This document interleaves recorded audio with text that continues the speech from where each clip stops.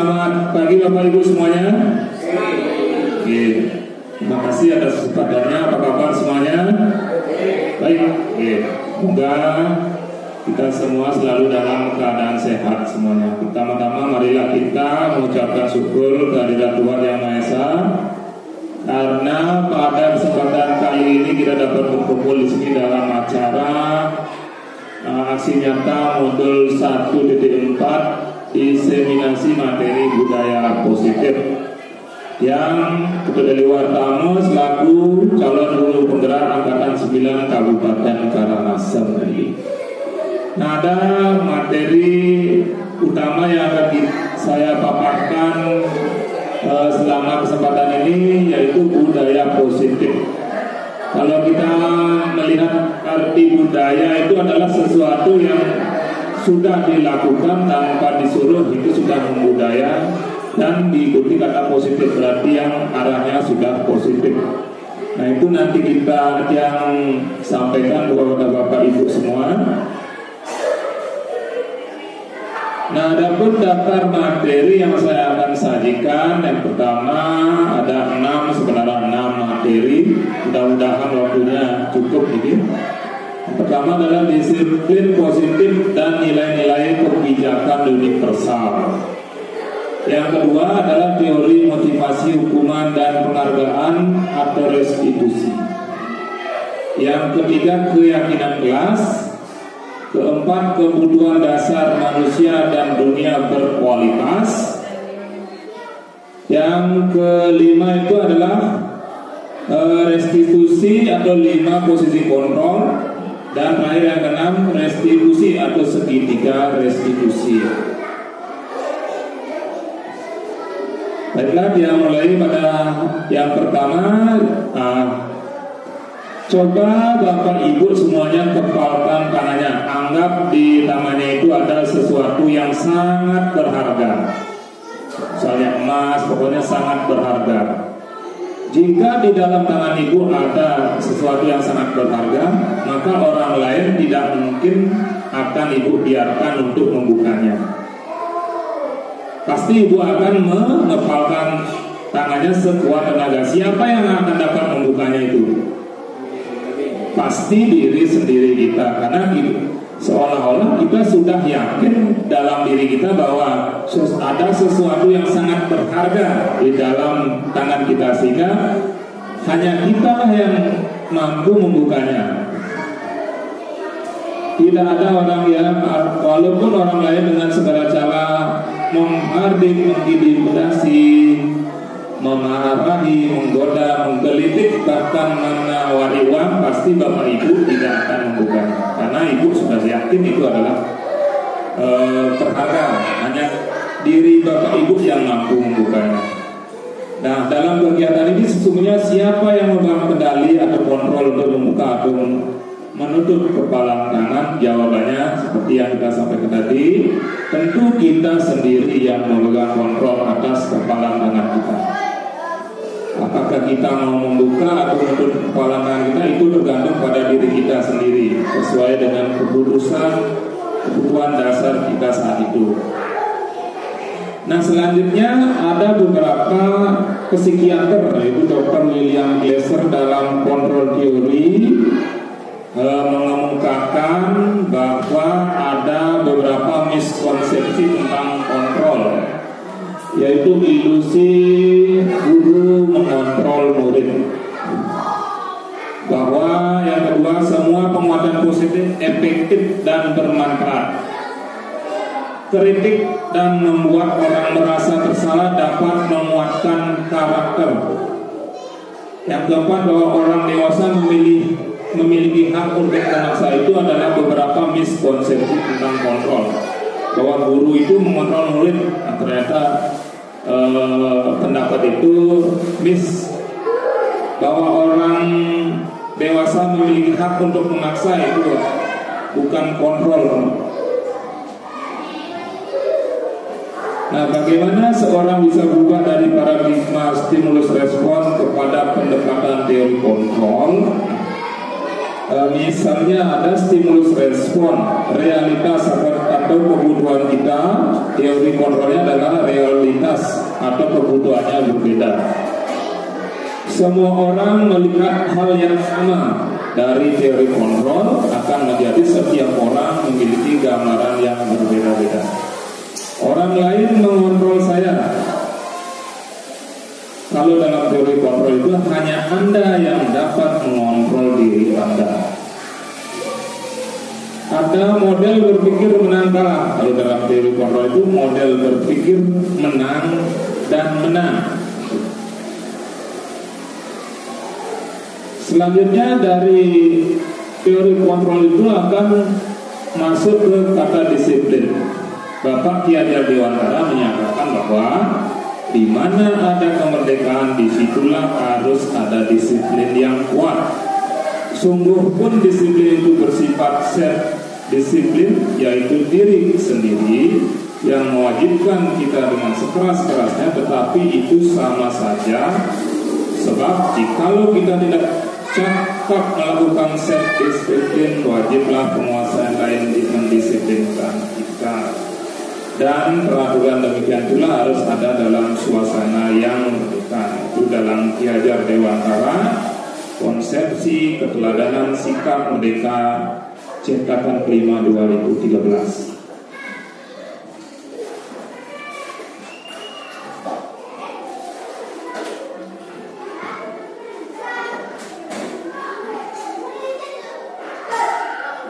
Selanjutnya ada beberapa ahli lagi. D.N. Gorsen dalam bukunya Restriction School Discipline menyatakan bahwa arti kata disiplin berasal dari bahasa Latin, yaitu disiplina yang artinya belajar. Kata disiplin juga berasal dari akar kata yang sama dengan disiplin atau murid atau pengikut.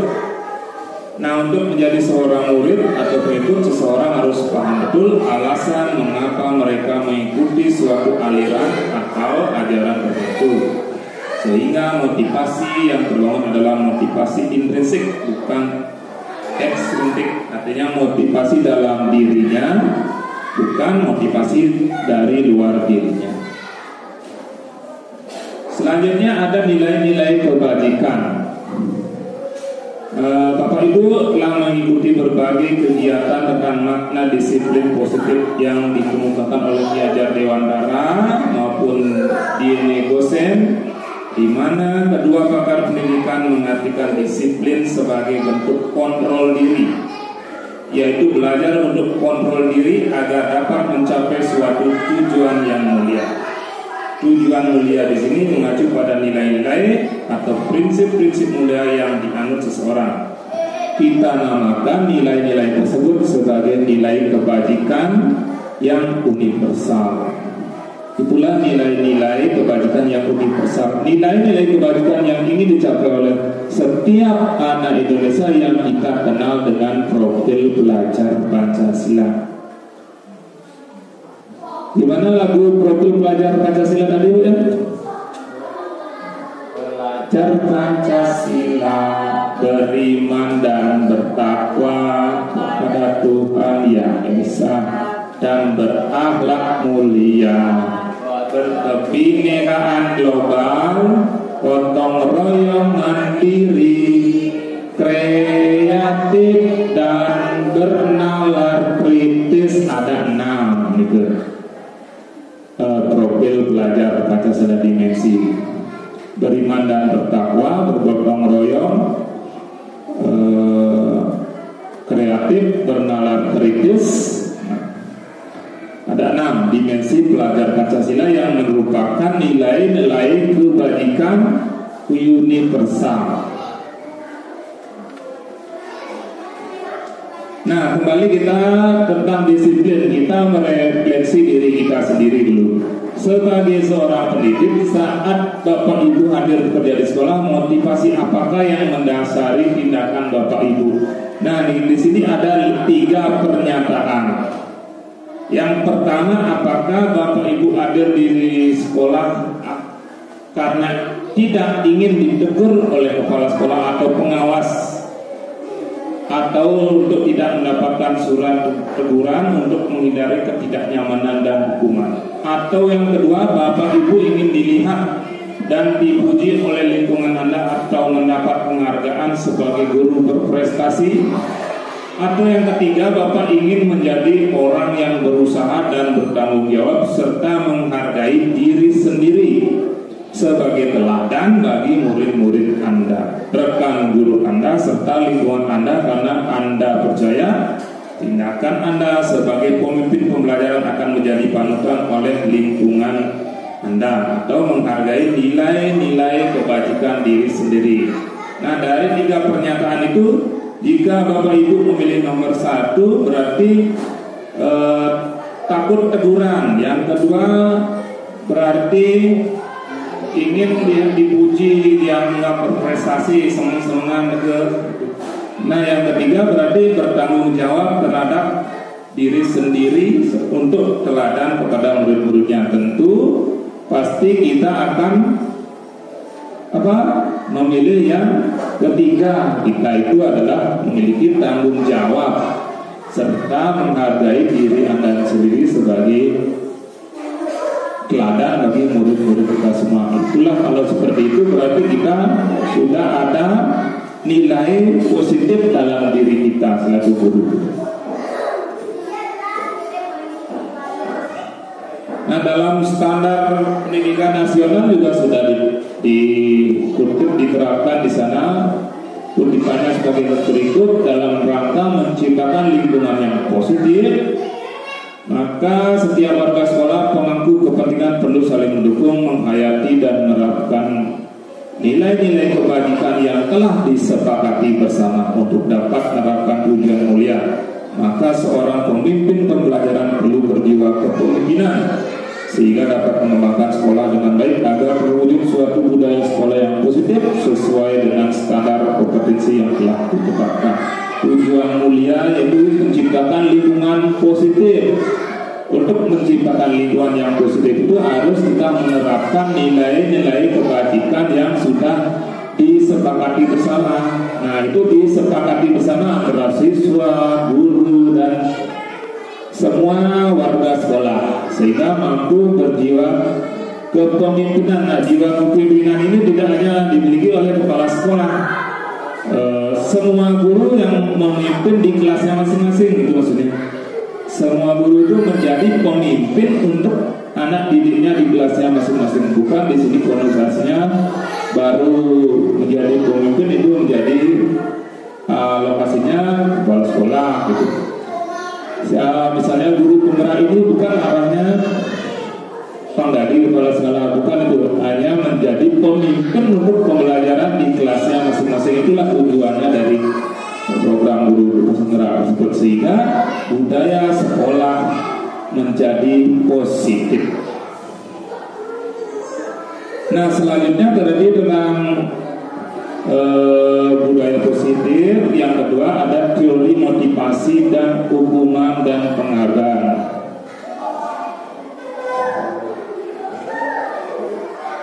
Nah, Diani Gosen dalam bukunya Retraction School Discipline menyatakan ada 3 hal yang menjadi motivasi perilaku manusia.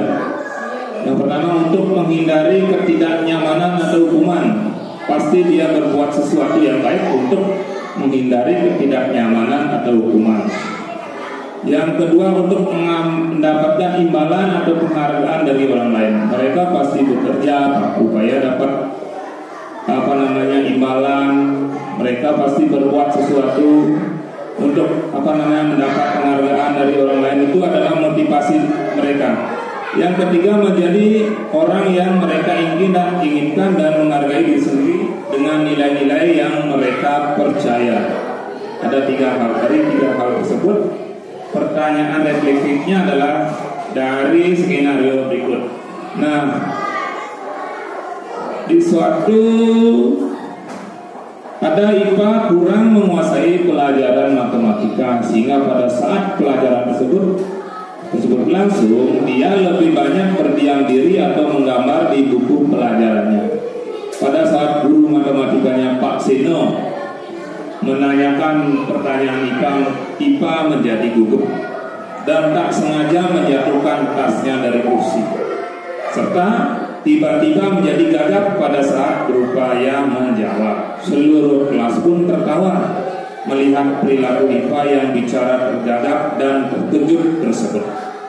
Pak Sino pada saat itu membiarkan teman-teman IPA menertawakan IPA yang tergagap dan malu luar biasa, dan malahan minta IPA untuk maju ke depan dan berdiri di depan kelas sambil menunjuk hidungnya karena tidak bisa menjawab pertanyaan Pak Sino. Kelas semakin gaduh dan anak-anak pun tertawa melihat IPA di depan kelas memegang ujung hidungnya. Apakah Anda setuju dengan tindakan Pak Sino terhadap IPA? Nah, coba Bapak Ibu minta pendawaannya, setuju atau tidak? Ya. Tidak setuju ya? Kenapa? Karena minat siswa itu berbeda dengan yang lainnya. Iya, karena berbeda minat, karena sebagai seorang guru kan kita harus mampu mengkondisikan jiwa seseorang. Misalnya sih, tidakkah dengan ditertawai dia akan merasa minder seperti itu? Dia akan merasa takut, dia akan merasa bersedih. Menurut Anda tindakan Pak Sino terhadap IPA adalah sebuah hukuman atau konsekuensi? Nah, tadi kan Pak Guru menyuruh IPA itu ke depan menjawab soal, dan karena suka gugup IPA juga tidak bisa menjawab soal dan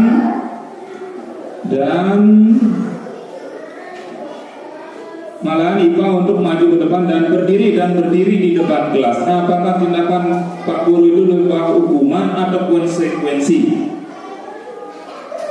Itu termasuk hukuman. Nah, hukuman karena apa? Itu dilakukan pada saat tersebut dan hanya harus diikuti. Nah, guru malah berpuasa di sana. Guru berpuasa. Kalau konsekuensi, misalnya IPA tidak mengerjakan PR, harus dikumpul hari ini karena tidak mengerjakan. Konsekuensinya apa? Harus menyetorkan PR-nya, gimana pun caranya. Itu konsekuensi. Karena hukuman itu sesuatu tindakan yang pada saat itu dilakukan arogan, terkesan arogan, dan harus itu dilakukan. Nanti kita akan bahas lebih dalam mana itu hukuman dan mana itu konsekuensi. Sebagai contoh, di sini ada tabel mana hukuman, konsekuensi, dan restitusi. Kalau hukuman itu identitas gagal, kalau identitas sukses itu dibagi menjadi dua, konsekuensi dan restitusi. Itulah yang membagikan disiplin anak-anak. Suatu yang menyakitkan harus terjadi, itu tergolong hukuman. Seperti tadi yang didapatkan oleh IPA, itu sesuatu yang menyakitkan sekali dia dapat. Kalau konsekuensi, sesuatu itu harus terjadi, dilakukan, tapi memang harus terjadi. Misalnya ada siswa yang tidak sengaja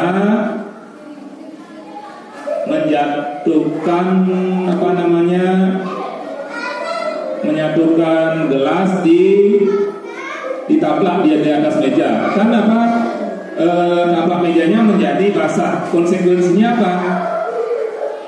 Apakah harus disuruh berdiri, disuruh keliling lapangan? Konsekuensinya itu harus membersihkan, mengelap, seperti itu. Itulah konsekuensi akibat perbuatan yang tidak disengaja. Kalau restitusi merupakan pilihan. Akibat kamu menjatuhkan vas bunga tadi, apa yang harusnya kamu lakukan? Dibangun dari diri sendiri siswa.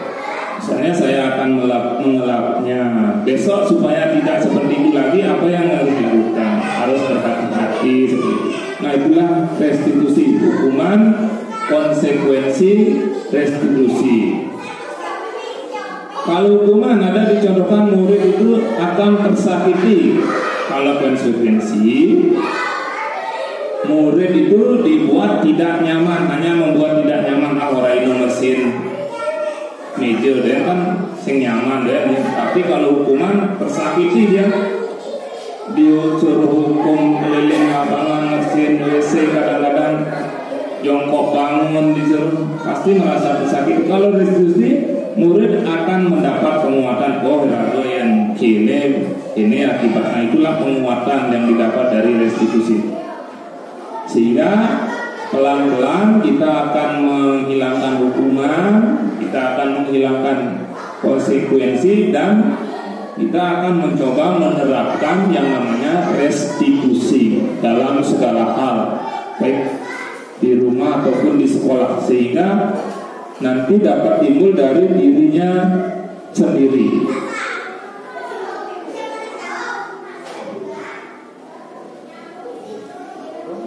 Kembali kita ke hukuman, konsekuensi, dan restitusi. Kalau hukuman itu kesannya itu negatif, kalau konsekuensi netral, kalau restitusi positif. Seperti awas, kalau dilakukan lagi ya, nanti awas. Nah, ke bab 3 sekarang kita masuk ke keyakinan kelas. Bagaimana membentuk keyakinan? Misalkan kesepakatan kelas seperti itu, asalnya dari peraturan. Nah, peraturan diturunkan menjadi kalimat positif dulu sehingga menjadi keyakinan kelas yang kita sepakati di kelas masing-masing. Nah, mengapa keyakinan kelas? Mengapa tidak peraturan kelas saja? Jawablah pertanyaan berikut. Nah, mengapa saat kita memiliki peraturan tentang penggunaan helm pada saat mengendarai kendaraan roda 2, memakai helm pada saat mengendarai kendaraan roda 2 atau motor? Kenapa itu kita lakukan? Kita pakai helm saat membawa motor. Pasti tujuannya adalah untuk keselamatan. Kadang-kadang orang memakai helm itu supaya takut ditilang, takut melanggar peraturan. Kalau kita sadar memakai helm pada saat membawa sepeda motor itu adalah untuk keselamatan, berarti itu kita sudah yakin, memiliki keyakinan, yaitu apa? Nilai-nilai universalnya adalah keselamatan. Tuh. Sama juga saat kita menggunakan masker dan cuci tangan. Kadang-kadang pada saat memasuki ruang-ruang publik, rumah sakit, kantor polisi misalnya, kita diwajibkan memakai masker. Apakah kita memakai masker hanya untuk supaya bisa masuk ke rumah sakit, atau karena untuk apa? Apakah untuk kesehatan? Untuk kesehatan. Kalau kita yakin bahwa kita memakai masker itu untuk kesehatan, berarti kita sudah memiliki keyakinan. Bukan karena takut tidak bisa masuk, bukan karena takut didenda. Atau selain kesehatan, keselamatan juga. Keselamatan kita semua. Itulah nilai-nilai keselamatan atau kesehatan, inilah yang kita sebut sebagai suatu keyakinan, yaitu nilai-nilai kewajiban universal yang disepakati secara tersirat dan tersurat, terlepas dari belakang suku, negara, bahasa maupun agama. Seperti tadi, misalnya ada siswa yang datang sekolah tepat waktu, apakah siswanya itu takut dimarahi oleh bapak ibu guru mungkin, sehingga dia datang di jam 7, atau mungkin memang dia sudah yakin bahwa di peraturan sekolah bahwa harus selalu disiplin. Antara hukuman dan disiplin, berarti sudah meyakini. Kalau siswanya takut dihukum, berarti belum ada keyakinan dalam dirinya. Kalau siswanya sudah ingin menerapkan keyakinan kelasnya yaitu disiplin, dia akan datang ke sekolah tepat waktu. Itulah yang kita harapkan, masing-masing siswa itu memiliki keyakinan. Nah, tahapan menciptakan program kebajikan ini sebetulnya sekolah. Kalau kita masing-masing kelas sudah memiliki keyakinan kelas, dan tentu dari masing-masing kelas itu akan kita kolaborasikan dari kelas 1 sampai kelas 6. Kelas 1 apa keyakinan kelasnya, kelas 2 sampai kelas 6 apa, sehingga kita bisa kolaborasikan menjadi program kebajikan sekolah. Dan nanti dibuatkan poster, nanti kita tempel di sekolah, di kelas, maupun kita share di media sosial masing-masing.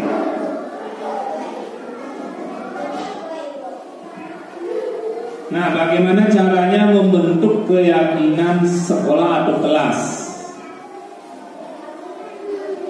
Keyakinan kelas bersifat lebih abstrak daripada peraturan yang lebih rinci dan konkret. Pertama-tama, untuk membentuk keyakinan kelas itu, dengan murid-murid kita itu, kita harus mengajak siswa mencari peraturan-peraturan apa. Peraturan-peraturan apa yang sudah ada di kelas itu kita anak-anak suruh mengemukakannya. Misalnya tidak boleh buang sampah sembarangan, tidak boleh merusak sarana prasarana, tidak boleh mengganggu teman saat belajar. Itu mungkin peraturan-peraturan yang ada di kelas itu kita gali dulu.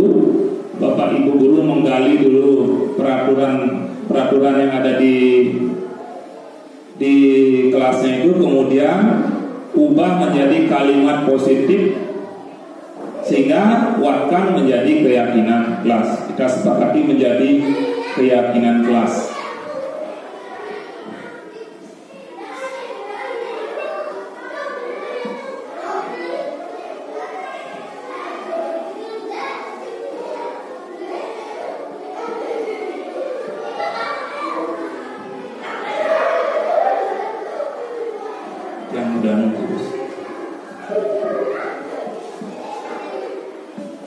Nah, coba sekarang kita mencoba membuat keyakinan kelas.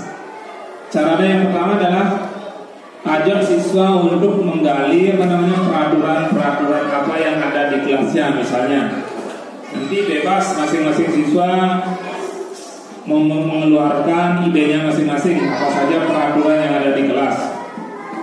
Satu saja, coba dulu satu saja. Misalnya, tidak boleh bawa makan minum beras. Satu saja dulu atau dua ya, kalau ada. Bawa boleh ya? Tidak boleh makan di kelas. Di kelas. Lagi satu, ada contoh peraturan di kelas misalnya. Boleh bawa api. Tentang tidak mengganggu ya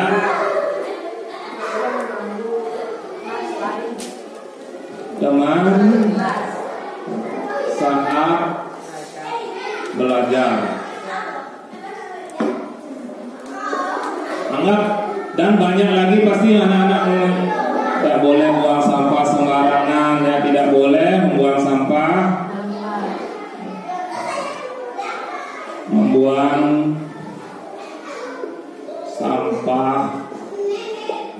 di kelas.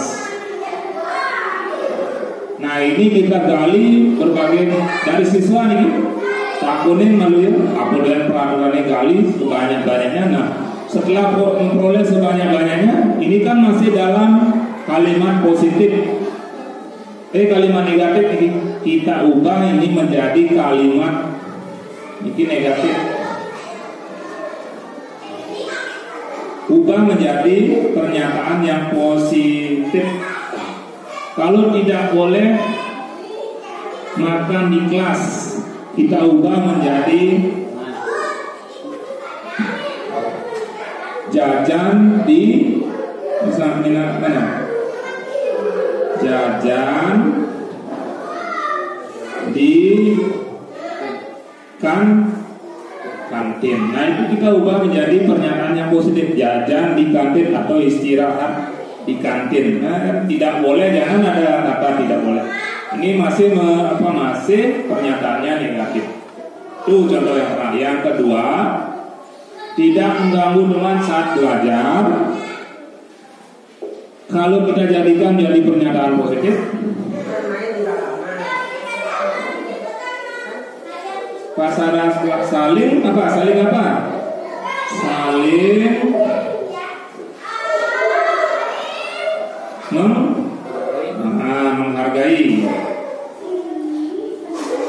saling menghargai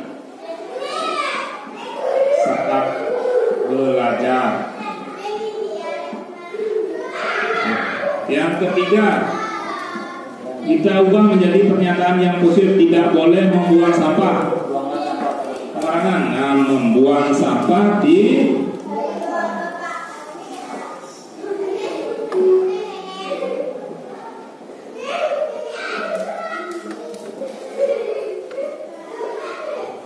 buang sampah di tempatnya. Setelah pernyataan negatif itu kita ubah menjadi pernyataan positif. Nah, dari sinilah kita rangkum. Jajan di kantin, kira-kira itu keyakinan nilai apa yang ingin kita kembangkan dari mengajak siswa untuk kalau jajan itu harus di kantin. Misalnya apa? Apakah kesehatan? Apakah kebersihan? Apakah disiplin? Nah, kira-kira apa? Antara kesehatan dengan ketertiban dengan disiplin, kira-kira kalau jajan di kantin ingin nilai apa yang ingin kita kembangkan? Mungkin kebersihan ya. Kebersihan. Bisa juga disiplin juga bisa.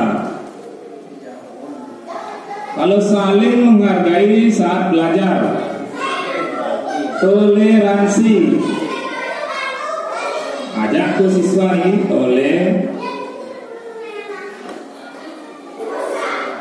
toleransi. Buang sampah di tempatnya. Keyakinan apa yang ingin kita tanamkan? Ya, banyak kesehatan bisa,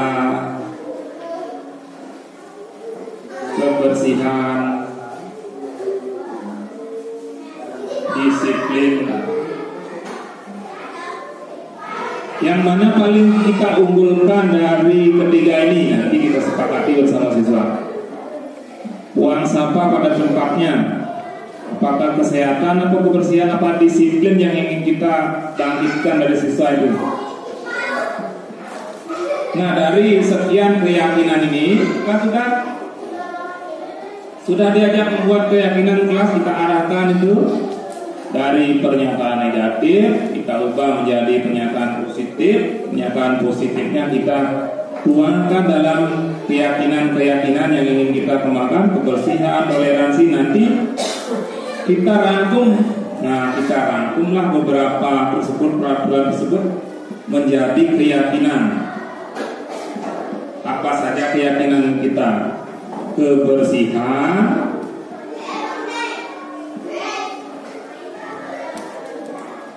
disiplin, toleransi. Nah, itulah kita sepakati, kita tempel di masing-masing kelas. Sehingga apa? Sehingga setiap hari mereka baca, mereka ketahui. Setelah itu terbentuk, kita tempel. Nanti jangan lupa membuat kesepakatan berupa daftar hadir guru, murid, tanda tangan guru, tanda tangan masing-masing kelas itu. Sehingga masing-masing kelas memiliki kesepakatan kelas atau keyakinan kelas. Masing-masing harus punya keyakinan kelas loh.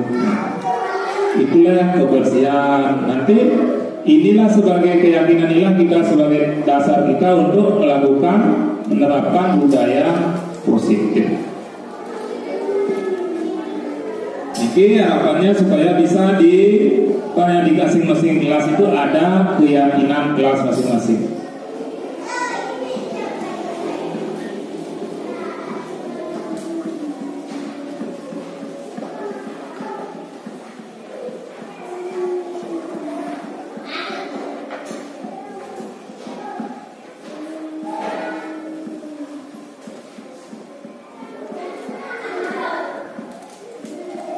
Persilakan warga sekolah, utamanya murid-murid di sekolah, untuk bercurah pendapat tentang peraturan yang perlu disepakati. Apalagi peraturannya gali dulu dari siswa, catat, bila perlu kita kasih kertas yang tempel itu.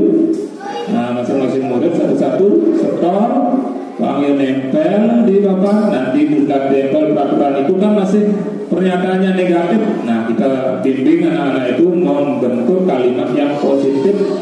Setelah semuanya menjadi kalimat positif, kita ubah pernyataan positif itu ke dalam keyakinan apa yang akan nanti kita terapkan. Catat semua masukan, susun keyakinan kelas prosedur, tinjau kembali curah pendapat.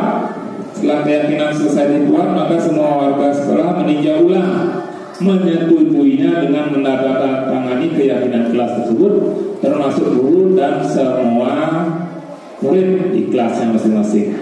Keyakinan kelas itu selanjutnya diletakkan di dinding kelas, di tempat yang mudah dilihat semua warga kelas. Nah, selanjutnya kita akan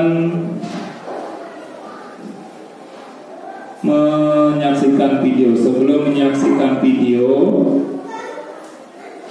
ada lagi satu hal yang ingin saya sampaikan, ya, tentang kebutuhan dasar manusia.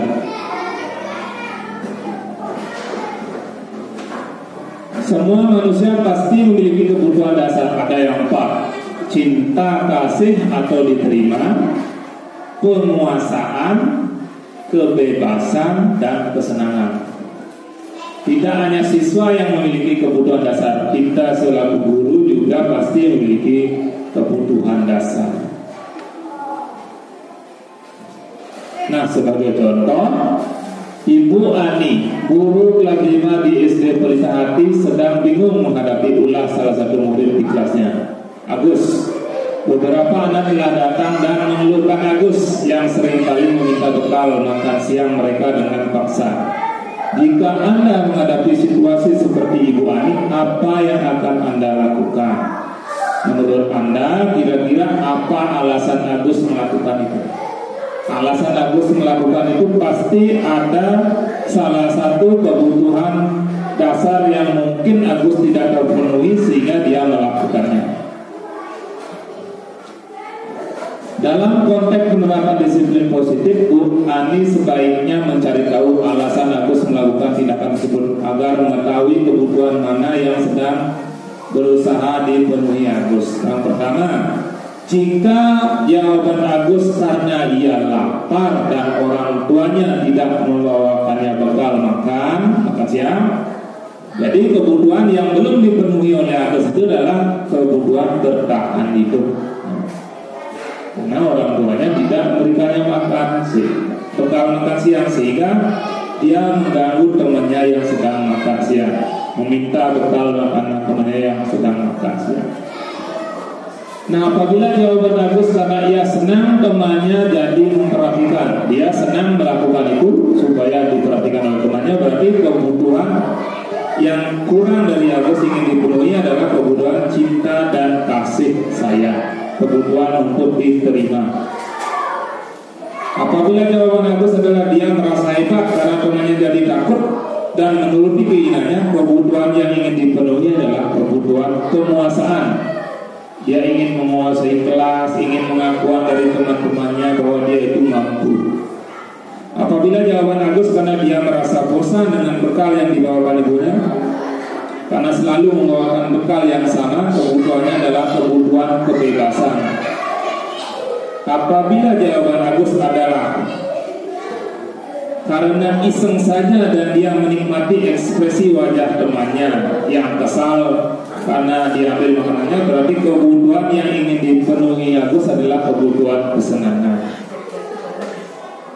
Nah, itulah beberapa kemungkinan jawaban dari Agus sehingga dia melakukan perbuatan tersebut, sehingga ada salah satu kebutuhan yang belum dipenuhi. Tidak hanya murid, kita juga pasti memiliki kebutuhan dasar yang harus dipenuhi. Kadang-kadang kita di sekolah, bapak ibu guru melamun, bengong, setelah ditanya, mungkin di rumahnya sedang sudah ada masalah mungkin dalam keluarga, berarti ada salah satu kebutuhannya yang tidak terpenuhi, kebahagiaannya tidak terpenuhi, ya ada masalah di rumahnya. Tidak hanya murid, kita juga orang dewasa seperti itu. Nah, untuk menangani hal itu seperti kasus Agus itu, biasanya kita ada 5 posisi kontrol yang sering dan sudah diterapkan. Dari 5 posisi kontrol itu ada penghukum, pembuat rasa bersalah, selaku teman, pemantau, dan manajer. Kira-kira kita dalam posisi mana dari kasus tersebut? Apakah kita menghukum? Misalnya dia mengganggu, Agus mengganggu temannya, kamu ini seperti ini, kamu sering mengganggu kalian, misalnya disuruh berdiri, misalnya, itu kita sebagai penghukum. Kalau membuat rasa bersalah, halus, kan sudah sering bapak kasih tahu, kok kamu terus saja mengganggu temannya, kamu tidak kasihan sama ibu, itu membuat rasa bersalah. Bagus kok gitu lagi, nanti ibu dimarahi loh kepala sekolah. Jangan gitu lagi, karena mengganggu temannya itu sebagai teman. Ada sebagai pemantau, Gus, sini, kamu betul mengganggu temannya. Kan peraturannya tidak boleh mengganggu teman. Kalau mengganggu teman, apa yang harus kamu lakukan? Nah, itu sebagai pemantau. Kalau manajer, kita tanyakan dulu apa masalahnya, kemudian apa yang dia harus lakukan, tanyakan keyakinan kelasnya seperti apa, sehingga dari dalam dirinya dia muncul motivasi untuk memperbaiki dirinya. Nah, dari 5 posisi kontrol itu yang sudah Bapak Ibu terapkan selama ini sebagai apa? Penghukum, pembuat rasa bersalah, teman, pemantau, ada manajer. Yang sudah sampai mana? Apakah sudah sampai manajer? Ada siswa yang terlambat, ada siswa tidak mengerjakan PR. Karena kalau kita sudah marah, berarti kita masih di penghukum. Kalau membuat rasa masalah seperti tadi, sing ke dalam, itu kan juga tiap hari mungkin sudah di pembuat rasa masalah atau sebagai teman atau pemantau atau penjaga. Nah, kelima ini memiliki pasti ada efeknya. Pasti kalau menghukum pasti ada dampak negatifnya. Misalnya sebagai penghukum, nah guru berbuat menghardik siswa, menunjuk-nunjuk, menyakiti, menyindir, kamu ini kamu tidak melakukan, awas ya, rasakan ya kamu ya. Nah, itu bahasa seorang penghukum. Hasilnya apa? Murid akan memberontak dalam dirinya, akan menyalahkan orang lain dan berbohong, tidak mau duduk. Pasti kita damol. Di dalam hatinya pasti murid itu akan kesal, marah, berontak. Kaitannya dengan dunia yang berkualitas, murid meletakkan guru di luar dunia yang berkualitas. Wah, guru ini pasti melekat, sebagai istri dan lama pasti melekat, sampai saat ini pasti akan melekat. Murid pasti seperti itu. Dampaknya pada murid pasti dia akan mengulangi kesalahannya lagi. Kalau berbuat rasa bersalah, perbuatan guru yang misalnya berceramah dan mengatakan sebenarnya kamu tak boleh gini ya, ibu kecewa loh kamu sudah melanggar peraturan ini. Nah itu membuat rasa masalah, membuat murid itu merasa bersalah. Hasilnya apa? Murid akan menyembunyikan, menyangkal, bahkan juga masih berbohong. Kaitan dengan dunia berkualitas, murid meletakkan guru dalam dunia berkualitas. Dan murid berkata, maafkan saya Pak, mesti berkata Pak. Dampaknya merasa rendah diri, dia merasa terus bersalah karena dibuat merasa tidak bersalah oleh gurunya. Kalau kita posisi di teman, membuatkan alasan-alasan untuk gurunya, ayolah lakukan demi ibu. Nah nanti ibu, masa kamu tidak mau ingat, ibu tidak pernah bantu. Kamu katakan ibu kan sering bantu kamu. Nah murid akan menjadi ketergantungan kalau kita posisi teman. Murid meletakkan guru sebagai orang yang sangat penting di dunia berkualitas. Hanya satu guru saja yang dicocok oleh siswa tersebut, sehingga guru lain belum tentu sama seperti itu. Sehingga dampak negatifnya adalah lemah, tidak mandiri, dan bergantung pada guru itu saja.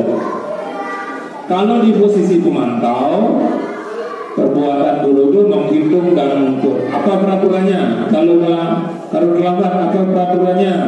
Seperti itu. Sehingga murid beberapa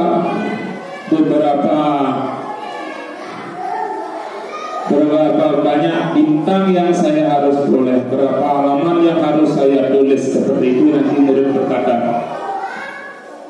Berapa halaman yang harus saya tulis Pak? Nah, kan dari konsekuensi dari hukuman yang sudah diberikan. Nanti di sini dampak negatifnya adalah apa? Menitik beratkan pada sanksi atau hadiah untuk dirinya. Datang sering, datang rajin, dapat hadiah, kadang-kadang itu juga memberikan dampak negatif. Itu kalau pemantau. Sedangkan harapannya adalah kita di posisi manajer. Perbuatannya adalah mengajukan pertanyaan-pertanyaan. Apa yang kita yakini? Apa nih gue yakinin? Tentang kedisiplinan Pak. Apa yang bisa kamu kerjakan untuk memperbaiki masalah ini? Misalnya masalah datang terlambat, besok saya tidak akan terlambat lagi. Terus supaya tidak akan terlambat, apa yang kamu lakukan? Saya besok akan bangun jam 5. Supaya bangun jam 5, apa yang kamu lakukan? Saya akan menyetel alarm Pak. Kalau kamu sudah menyetel alarm, kemudian HP kamu mati misalnya, terus apa yang akan kamu lakukan? Menyuruh ibu untuk mengingatkan supaya saya bangun Pak. Nah itulah mengajukan pertanyaan-pertanyaan sehingga mampu memuatkan pribadinya. Murid meletakkan dirinya sebagai individu yang positif dalam dunia berkualitas. Bagaimana cara bisa memperbaiki keadaan, mengevaluasi diri, bagaimana cara memperbaiki diri. Nah yang paling penting di situ adalah keyakinan kelas, karena kita akan menanyakan keyakinan kelas. Makanya kita harus memiliki keyakinan kelas untuk masing-masing kelas supaya bisa melakukan manajer itu, di posisi manajer itu. Misalnya ada yang murid makan di dalam kelas. Nah itu kita tanya, apa keyakinan kelas kita? Oh tentang kesehatan Pak. Oh iya, apa yang kamu lakukan supaya sehat, tidak jajan di dalam kelas, jajan di kantin, seperti itu. Terus digali seperti banyak pertanyaan yang kita lakukan. Kuncinya adalah kita harus memiliki pertama keyakinan kelas untuk dapat menerapkan kontrol sebagai manajer.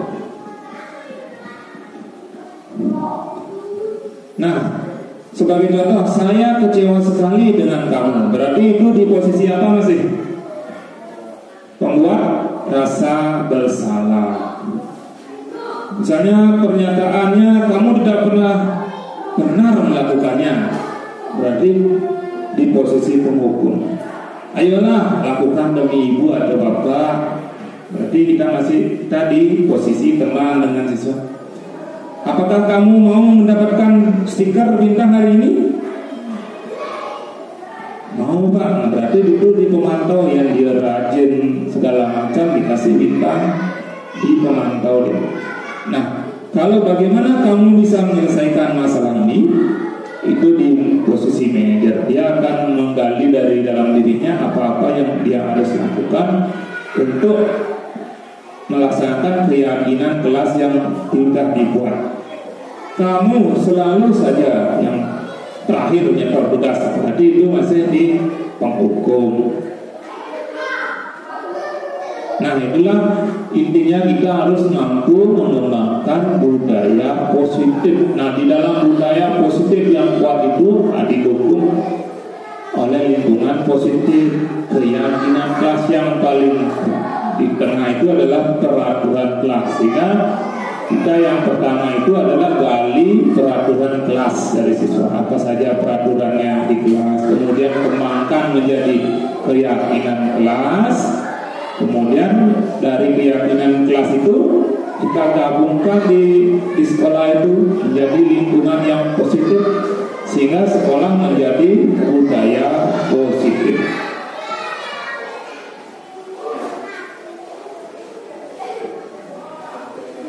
Ya, keyakinan kelas kita pertegas lagi bahwa adalah nilai-nilai kebajikan atau prinsip-prinsip universal yang disepakati bersama secara universal, lepas dari latar belakang suku, negara, bahasa maupun agama. Pembentukan keyakinan kelas sudah tadi kita praktekkan untuk keyakinan kelas. Nah, seperti misalnya kembali, selalu kembalikan buku ke tempatnya. Keyakinan kelas apa yang dari itu kan pernyataan positif itu sudah pernyataan. Yang pertama, selalu kembalikan buku ke tempatnya. Berarti itu keyakinan tentang tanggung jawab. Dilarang mengganggu orang lain, itu masih peraturannya negatif. Nanti keyakinan kelas apa yang harus ingin kita kembangkan? Menghormati orang lain dan diri sendiri. Hadir di sekolah 15 menit sebelum pembelajaran dimulai. Keyakinan kelasnya adalah atau nilai kebajikannya menghormati orang lain, komitmen pada tujuan atau berkomitmen. Dilarang melakukan kekerasan, misalnya seperti itu. Ada siswa menjawab itu, apa keyakinan kelasnya? Keselamatan atau menghormati orang lain. Dilarang menggunakan narkoba, keyakinan kesehatan. Bergantian atau menunggu giliran saat berbelanja, misalnya menghormati orang lain atau kesabaran, nilai kesabaran. Gunakan masker tentang kesehatan. Jangan berbaring di kelas atau koridor, itu tentang keselamatan dan keamanan yang kita ingin yakini. Buat kesepakatan kelas sudah tadi. Nah, sekarang segitiga restitusi.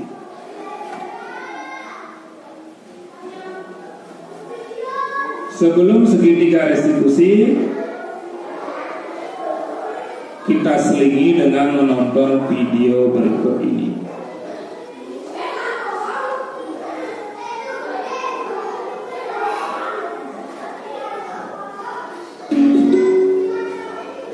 Salam bahagia Ibu dan Bapak Guru hebat.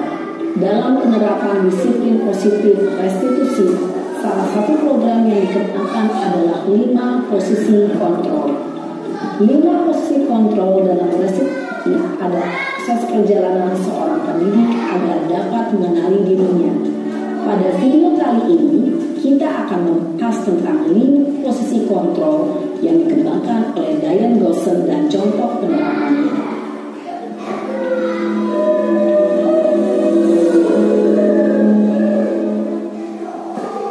5 posisi kontrol itu adalah 1.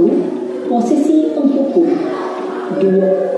Posisi membuat merasa bersalah, 3. Posisi teman, 4. Posisi pemantau atau monitor, dan 5. posisi manajer. Untuk lebih memahami kelima posisi tersebut, mari kita saksikan kasus Naren yang terlambat hadir 20 menit di sekolah dan melihat bagaimana kelima posisi kontrol dalam menghadapi masalah itu.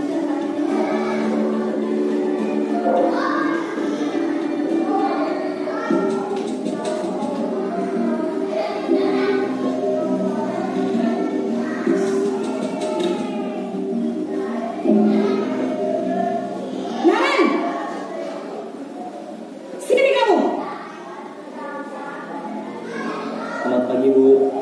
Selalu terlambat. Kamu deh, pasti terlambat. Maaf, Bu. Saya Apa? Apa coba?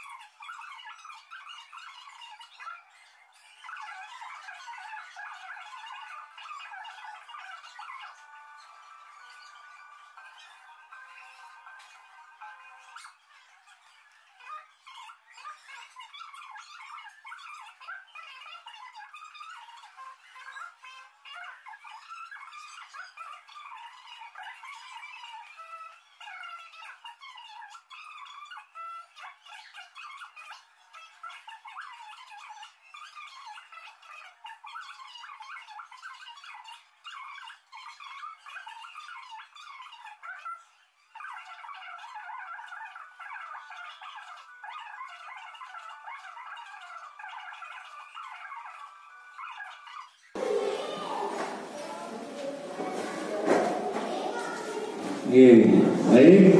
Setelah mengamati tayangan video tadi, ada 5 posisi kontrol: penghukum, pembuat rasa bersalah, sebagai teman, pemantau, dan manajer. Dari kelima posisi kontrol itu, kita diharapkan mampu menerapkan yang nomor 5, yaitu sebagai manajer. Dengan catatan di sana apa yang ditanyakan yang pertama keyakinan kelas. Kemudian memberikan solusi-solusi kepada murid supaya tidak mengulanginya lagi. Apa solusi-solusinya itu kita akan berikan kepada murid sehingga mampu menerapkan dari dalam dirinya sendiri.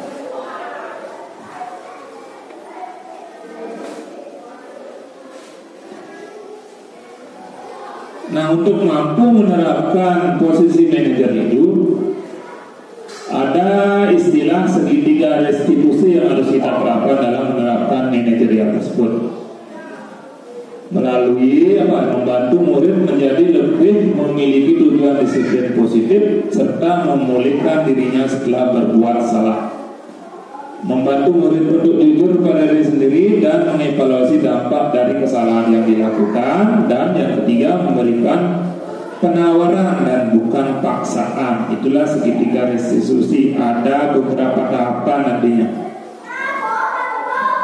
Nah, dari segitiga restitusi tersebut ada 3 tahapan yang harus dilalui. Yang pertama, yang dari bawah itu adalah menstabilkan identitas.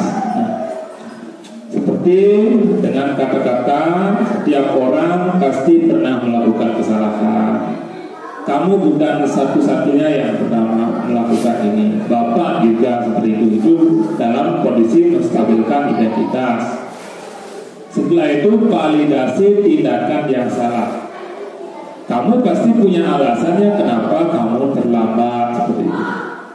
Adakah cara yang lebih efektif untuk mendapatkan apa yang kamu butuhkan? Itu validasi tindakan yang salah. Selain kelas, nilai-nilainya apa yang kita sepakati? Kamu ingin menjadi orang yang seperti apa? Nah, itulah penerapan segitiga restitusi yang kita harus mampu menerapkan posisi sebagai manajer. Ada menstabilkan identitas, validasi tindakan yang salah, dan menanyakan keyakinan. Nah, contoh menstabilkan identitas, misalnya pertanyaan beruang, salah itu tidak apa-apa, tidak ada manusia yang sempurna. Itu misalnya diawali dengan kalimat itu. Bapak juga pernah melakukan kesalahan seperti itu menstabilkan identitas. Kita bisa menyelesaikan ini. Nah, Bapak Ibu tidak berarti mencari siapa yang salah, tapi Bapak ingin mencari solusi dari permasalahan ini. Kamu berhak merasa begitu. Nah, itu contoh kalimat pembuka untuk tahapan menstabilkan identitas. Ada yang kedua, validasi tindakan yang salah. Sebagai contoh kalimatnya, padahal kamu bisa melakukan yang lebih buruk dari ini ya. Kamu pasti punya alasan kenapa kamu melakukan hal itu.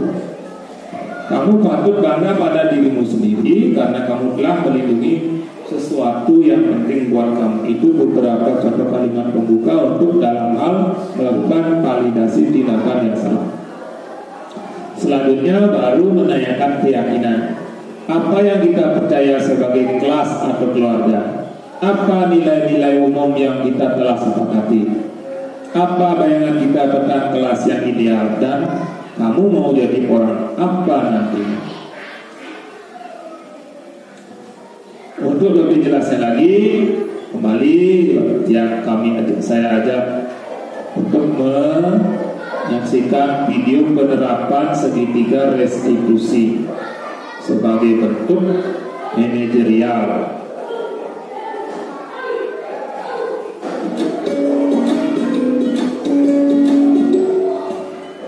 Salam dan bahagia Ibu dan Bapak guru hebat. Pada video kali ini kita akan membahas tentang salah satu program disiplin positif yang diterapkan di lingkungan sekolah yang dikenal dengan nama restitusi.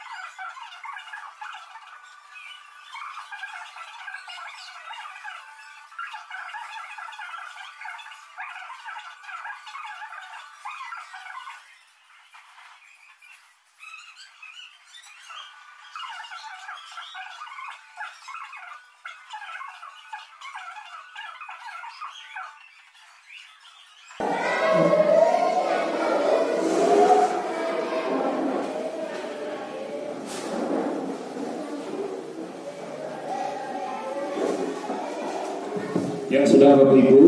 Nah, tadi kita sudah menyaksikan video tentang penerapan segitiga restitusi dalam posisi kita selaku manajer terhadap murid-murid kita. Nah, itu harapannya kita semua mampu di posisi manajer dengan menerapkan segitiga restitusi sehingga kita mampu memberikan solusi-solusi dari setiap permasalahan yang dihadapi oleh murid-murid kita. Segitiga restitusi kembali yang tertegas ada 3 tahapannya. Yang pertama adalah menstabilkan identitas, kemudian yang kedua memvalidasi tindakan yang salah, dan yang ketiga adalah menanyakan keyakinan kelas sehingga budaya positif mampu tumbuh di lingkungan sekolah kita utamanya dan juga pada murid-murid kita. Nah, itulah serangkaian diseminasi yang sampaikan pada kesempatan kali ini. Mudah-mudahan nanti Bapak Ibu bisa menerapkannya utamanya di masing-masing kelas. Pertama, mampu menyusun keyakinan kelas, kemudian menyepakati keyakinan kelas tersebut, dan nantinya mampu menerapkan posisi kontrol manajer pada menyelesaikan masalah atau solusi bagi peserta didiknya di kelasnya masing-masing. Jadi diharapkan setelah selesai mengikuti diseminasi ini, guru kelas 1, kelas 2, kelas 3, 5, 4, 5, 6 mampu membentuk keyakinan kelas di kelasnya masing-masing dan mampu menerapkan manajer dan menerapkan segitiga restitusi ini di kelasnya masing-masing. Demikian pemaparan materi saya. Mungkin kalau ada yang tidak kurang jelas bisa ditanyakan. Kalau memang nanti ada yang perlu ditanyakan, nanti di saat-saat hari-hari lainnya bisa secara langsung bertanya, kita diskusi lagi, terus berkolaborasi. Apa yang saya dapatkan nanti kita mampu terapkan di sekolah ini. Kalau tidak ada yang ditanyakan, mungkin karena sudah waktu, saya akhiri pertemuan kali ini dengan ucapan banyak-banyak terima kasih atas perhatiannya yang sudah mampu mengikuti kegiatan ini dari awal dengan baik. Terima kasih diucapkan, dan saya akhiri dengan para wasati. Om Santi Santi Santi.